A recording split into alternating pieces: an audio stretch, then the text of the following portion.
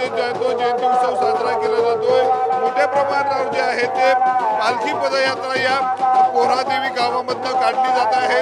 सकाळी 6 वाजता जे आहे त्या पालखी पदयात्रेला सुरुवात झालेली आहे। ठिकठिकाणी संत सेवालाल महाराजांच्या पालखीची जी आहे ते पूजन केले जात आहे। भव्य अशी शोभायात्रा मिरवणूक जी आहे ती पोहरादेवी या गावातून काढलेली आहे। आपण बघू शकतो या ठिकाणी जे आहे ते पोहरादेवीचे संत महंत देखील आहे, सोबतच राज्यभरामधून आलेले संपूर्ण बंजारा बांधव देखील या ठिकाणी आपण बघू शकतो। बंजारा नृत्य या ठिकाणी केलं जातं आणि खास बंजारा समाजाची जे काही वेशभूषा आहे मुलांची ते वेशभूषा परिधान करून जे आहे ते भाविक या संपूर्ण पालखी पदयात्रेमध्ये जे आहे ते सहभागी झालेले आहेत।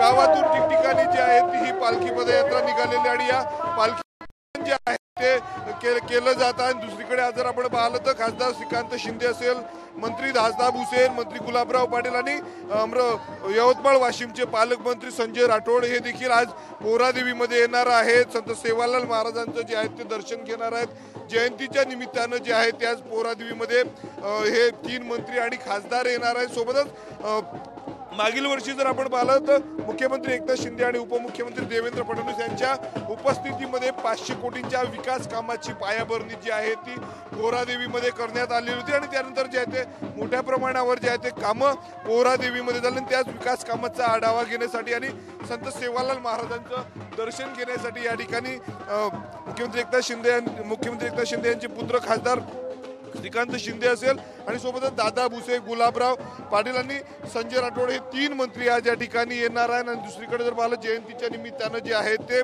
मोठी भव्य अशी पालखी पदयात्रा जी आहे ती या पोहरादेवी गावामध्ये निघालेली आहे आणि विविध धार्मिक सामाजिक कार्यक्रमाचं आयोजन देखील सेवालाल महाराजांच्या जयंतीच्या निमित्तानं पोहरादेवीमध्ये करण्यात आलं आहे। कॅमेरामन अनिकेत दहातोंडेसह मी स्वप्नील उमप, TV9 मराठी, पोहरादेवी।